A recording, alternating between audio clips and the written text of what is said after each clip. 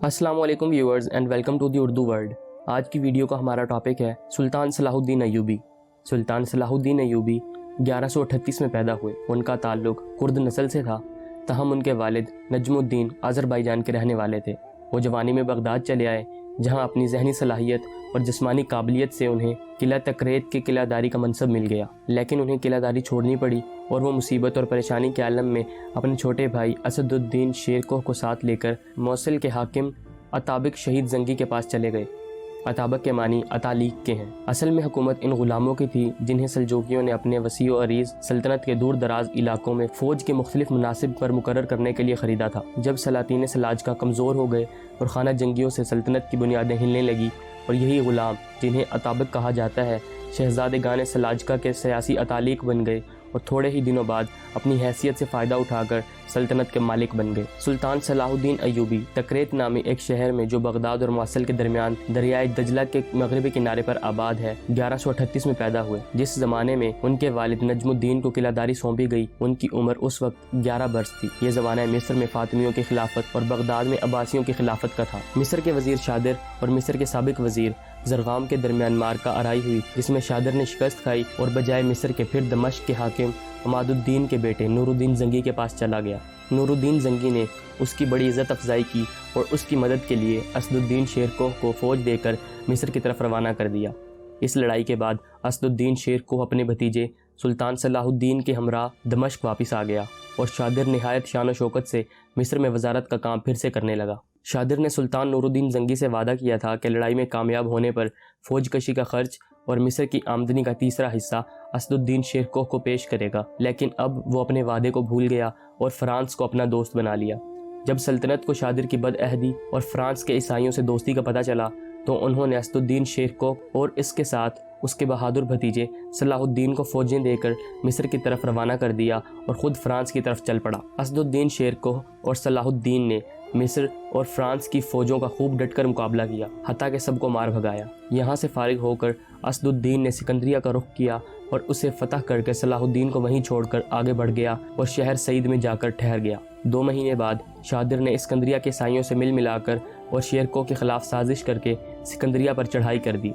शेरकोह को जब इस कार्रवाई का पता चला तो वह सईद से उसके मुकाबले के लिए आ गया। आखिरकार फैसला इस पर हुआ कि सिकंदरिया को 50,000 दिनार वापस कर दिया जाए। फिर शेरकोह और सलाहुद्दीन सिकंदरिया छोड़कर दमश्क वापस चले गए। जब फातिमी खलीफा आज़दुद्दीन ने मिस्र के अंदरूनी हालात का ये नक्शा देखा और मिस्र के बैरूनी हालत ये थी कि शहर से बाहर ईसाइयों की फ़ौजें डेरे डाले पड़ी थीं, तो उसने सुल्तान नूरुद्दीन के नाम एक ख़त लिखा कि ईसाइयों ने मिस्र का मुहासरा किया हुआ है और चाहते हैं कि मिस्र पर कब्ज़ा हो जाए। ऐसे नाजुक मौका पर जबकि खिलाफत सख्त ख़तरे में है, मैं आपसे हमीद पर मदद चाहता हूँ और वादा करता हूँ कि अगर मुसीबत मिस्र से टल गई तो सल्तनत का तीसरा हिस्सा मदद करने के लिए आपकी खिदमत में पेश कर दिया जाएगा। इसके अलावा शेरकोह मिस्र अफवाज का अफसर आला मुकर्रर किया जाएगा। ईसाइयों ने जब अपने मुखबरों की ज़बानी सुना कि शेरकोह और उसका भतीजा सलाहुद्दीन लश्कर लिए मिस्र की तरफ आ रहे हैं तो वो मिस्र छोड़कर भाग निकले और सुल्तान सलाहुद्दीन 60,000 का लश्कर लिए फातिहाना शान से मिस्र में दाखिल हो गए।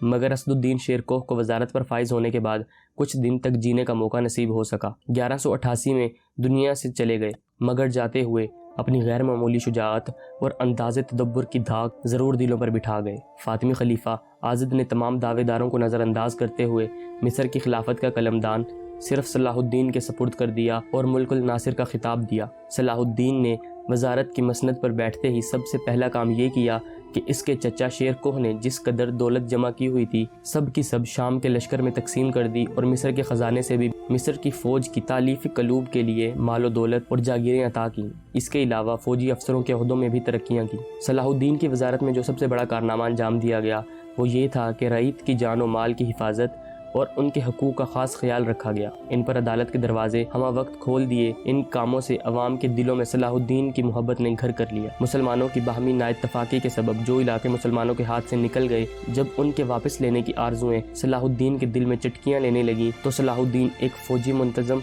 और सिपह सलार की हैसियत से आगे बढ़ा और एक एक करके वो तमाम इलाके लेता चला गया जो मुसलमानों के हाथ से निकल चुके थे। सलाहुद्दीन ने सबसे पहले अस्कलान का रुख किया। कुछ ही फासले पर शाह फ्रांस और मुख्तलिफ ईसाई ग्रोहों के کے لشکروں کے درمیان مارکا آرائی ہوئی۔ شاہ فرانس اور عیسائی لشکر میدان چھوڑ کر بھاگ نکلا اور سلطان صلاح الدین فتح و نصرت کے شادیانے بجاتا ہوا اسکلان کی مہم کو یہیں چھوڑ کر ایلا پر حملہ کی تیاری کے لیے مصر واپس چلا گیا۔ ایلا بھی صلاح الدین کے قبضے میں آ گیا۔ ایلا کی مہم سے فارغ ہونے کے بعد صلاح الدین نے 2 برس مصر کے اندر نظم و نسق کا جائزہ لینے اور اس کی خرابیوں کو دور کرنے میں صرف کیے۔ بحری اور بری فوجوں کو درست کیا۔ اس کے بعد شام کی جانب شہر کرک پر چڑھائی کر دی، مگر بعض ملکی معاملات کی پیچیدگیوں کے سبب اسے محاصرہ اٹھانا اور مصر واپس آنا پڑا۔ صلاح الدین دمشق پہنچا۔ ایسے موقع پر جب مسلمانوں میں تخت نشینی کے مسئلہ پر سخت نزاع برپا ہو رہا تھا، صلاح الدین کی آمد مسلمانوں کے لیے کسی عید سے کم نہ تھی۔ عیسائیوں کے ساتھ سلطان کی مجاہدات کا آغاز ہوا جب عیسائیوں نے ایک لشکر جرار لے کر دمشق کا رخ کیا۔ صلاح الدین ایوبی نے انہیں روکنے کے لیے اپنے بہادر بھتیجے فرخ شاہ کو ایک لشکر دے کر بھیجا اور پھر خود بھی لشکر لے کر عیسائیوں کے حملے کے جواب دینے کے لیے دوسرے راستے سے چل دیا۔ تاہم عیسائی سلطان کے پرجوش حملے کی تاب نہ لا کر بھاگ کھڑے ہوئے۔ قلعے پر مسلمانوں کا قبضہ ہو گیا۔ سلطان نے بیسان پر چڑھائی کر دی۔ یہاں کے عیسائی شہر خالی کر کر پہاڑوں پر چلے گئے اور وہیں سے تیر پھینکنے لگے۔ 4-5 دن اسی حالت میں گزر گئے۔ بالآخر مسلمانوں نے بیسان پر بھی قبضہ کر لیا۔ اس کے بعد سلطان جالوت نام کے ایک شہر کی سرحد میں داخل ہوا۔ جس روز سلطان اپنے لشکر کو لے کر پہنچا تھا، اس کے آنے کا عیسائیوں کے دلوں پر اس قدر اثر ہوا کہ وہ تمام دن خیموں میں پڑے رہے اور خوف کے مارے باہر نہ نکل سکے، اور دوسرے دن لڑائی چھوڑ کر اپنے اپنے مقامات کی طرف بھاگ نکلے۔ سلطان نے عیسائیوں کی روز بروز بڑھتی ہوئی عداوت اور مخالفت کو روکنے کے لیے متعدد شہروں کو فتح کیا۔ سلطان صلاح الدین ایوبی ایک بہت بڑے مارکے کے لیے تیار ہوئے اور اپنے بیٹے ملک الافضل کو سپہ سالار مقرر کیا۔ فوج کا ایک دستہ اپنے ساتھ لے کر اسلامی لشکر عکا کی طرف بڑھنے کا حکم دیا اور خود بصرے کی طرف چل پڑے۔ پرنس آرنلڈ نہایت بدعہد تھا۔ وہ اکثر حاجیوں کے قافلے لوٹ لیتا تھا۔ اس راستے سے چونکہ مسلمانوں کا ایک قافلہ نکلنے والا تھا، اس لیے سلطان کے بروقت پہنچ جانے سے پرنس آرنلڈ کے ہوش و حواس درست ہو گئے اور قافلہ صحیح سلامت وہاں سے گزر گیا۔ اب سلطان صلاح الدین جو دمشق اور مصر سے بیت المقدس تک کے تمام راستوں اور اس کے شہروں پر قبضہ کرتے ہوئے آگے بڑھ رہا تھا تو بیت المقدس کی غربی جانب جا پہنچا۔ اس وقت عیسائیوں کا بیت المقدس پر نہایت مضبوط اور مستحکم قبضہ تھا اور شہر میں 1 لاکھ عیسائی موجود تھے۔ سلطان نے 5 روز تک خود چل کر فصیل کا معائنہ کیا، مگر فصیل کو ہر جگہ سے مضبوط اور مستحکم پایا۔ آخر کار شمالی جانب ایک مقام پر تجویر کیا گیا۔ یہ جنگ 3 دن تک چلی اور آخر میں عیسائیوں نے مسلمانوں سے صلح کرنے میں ہی اپنی خیر سمجھی۔ انہوں نے سلطان کی خدمت میں پیش ہو کر صلح کی درخواست پیش کی۔